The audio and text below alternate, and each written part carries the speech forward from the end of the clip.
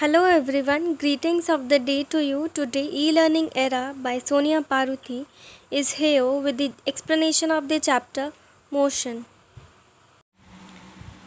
Hello everyone, today we are with the chapter of motion. See, first of all you need to know the two types of quantities, that is scalar quantity and vector quantity. Scalar quantity क्या होती है?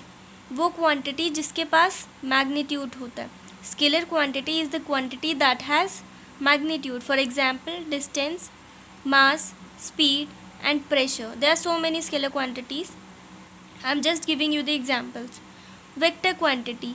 Vector quantity वो होती है जिसके पास magnitude तो होता ही है और साथ में डायरेक्शन भी होता है, प्लस उसको रूल्स या फिर लॉज वेक्टर अलजेब्रा के फॉलो भी करने होते हैं. Vector quantity is the quantity that has magnitude and direction both. Also, it follows the rules or laws of vector algebra. Example: velocity, force, acceleration. Do remember this, that current has both magnitude as well as direction, but it is still a scalar quantity. Why?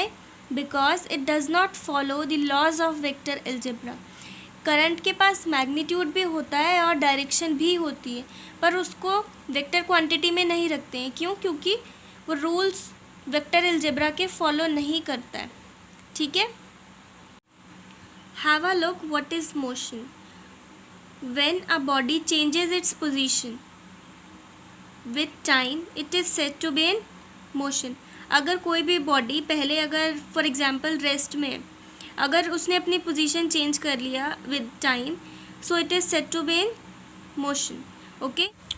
What is distance. Distance is the length of actual path covered by the body. किसी भी रास्ते से वो जा रहा है, चाहे दूर हो चाहे पास हो, वो पूरी ही एक्चुअल पाथ जो उसने कवर किया है, चाहे वो दूर ही क्यों ना हो, वो डिस्टेंस कहलाता है. Okay. Distance is the length of actual path covered by the body. Okay.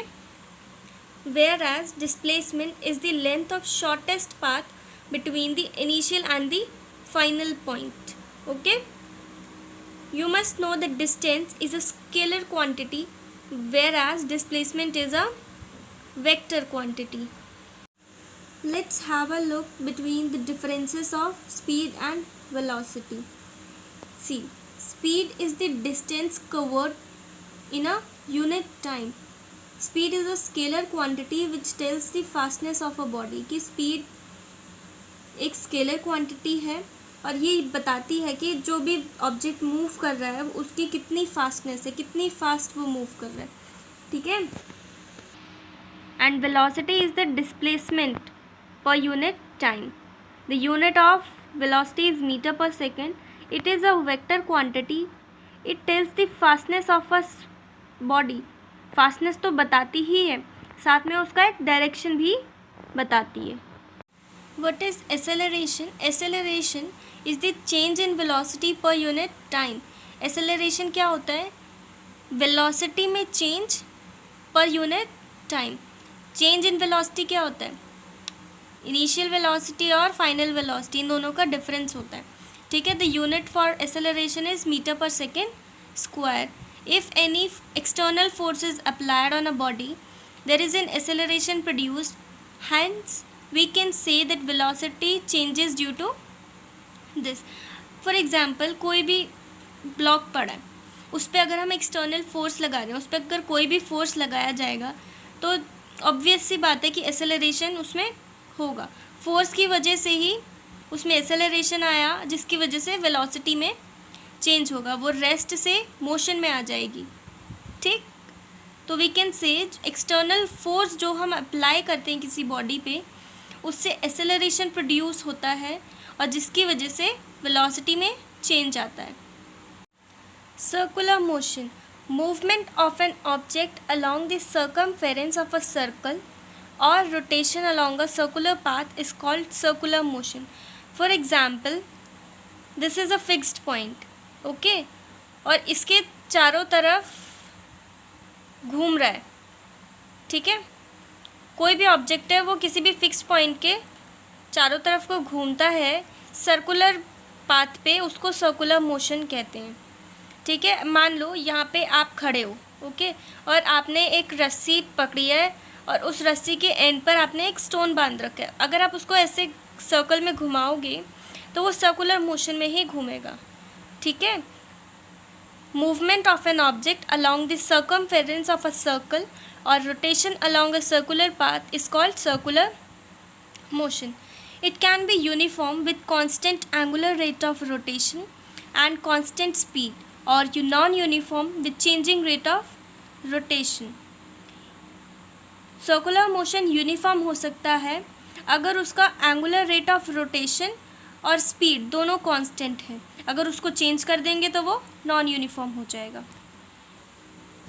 देखो, ऑब्वियस सी बात है, अगर कोई भी चीज़ मोशन में है तो उस पर वेलोसिटी लग रही होगी। ठीक है, और अगर वेलोसिटी है तो किसकी वजह से होगा?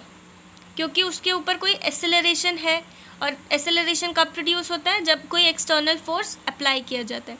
जो यहाँ पर एक्सेलरेशन प्रोड्यूस्ड है उसको हम सेंट्रीपिटल एक्सेलरेशन बोलते हैं, क्योंकि वो सर्कुलर मोशन में है। ठीक है, जो सेंट्रीपिटल फोर्स लगा हुआ है यहाँ पर वो टुवर्ड्स द सेंटर है, वो सेंटर की तरफ को जाने की कोशिश कर रहा है, तो इसलिए हम उसको सेंट्रीपिटल फोर्स बोल रहे हैं। ठीक है, अगर हमें फॉर एग्जांपल हम वेलोसिटी को चेंज करना चाहते हैं तो कैसे करेंगे? या तो उसकी जो स्पीड है उसको चेंज कर दो या डायरेक्शन को, तो ऑब्वियस सी बात है वेलोसिटी भी अपने आप चेंज हो जाएगी। बाय चेंजिंग स्पीड और direction we can change the velocity also. Acceleration would also be changed if velocity is changed and hence force will also be there. जो सेंट्रीपिटल फोर्स है वो एक रियल फोर्स है, okay, and जो centrifugal force है वो एक real force नहीं है। आपने मेरीगो राउंड जो झूला है वो झूला होगा, आपने हमेशा उसको फील किया होगा कि आप सेंटर से बाहर की तरफ को जा रही है, आपकी बॉडी सेंटर से बाहर की तरफ को जा रही है, तो वो जो हमें फील होता है वो सेंट्रीफ्यूगल फोर्स की वजह से होता है। वो एक रियल फोर्स नहीं है, वो इसलिए होता है क्योंकि उस पर इनर्शिया लगा होता है। इनर्शिया की वजह से हम लोग को फील होता है। इनर्शिया एक प्रॉपर्टी है जिसकी वजह से बॉडी जो रेस्ट में है, मोशन में है और डायरेक्शन में है उस पर चेंज आता है। ठीक है, और जो सेंट्रीफ्यूगल फोर्स की डायरेक्शन है वो हमेशा सेंटर से दूर की तरफ को होती है, सेंटर से दूर होती है। Direction of centrifugal force is always away from the centre. You might have observe कि जो वॉशिंग मशीन होती है उसमें जब क्लोथ्स को धोते हैं तो उसमें से डर्ट आउट किसकी वजह से होती है? वो सेंट्रीफ्यूगल फोर्स की वजह से होती है, क्योंकि वो सेंटर से बाहर की तरफ को जाती है जो डर्ट है, और उससे जो क्लोथ्स हैं वो क्लीन हो जाते हैं।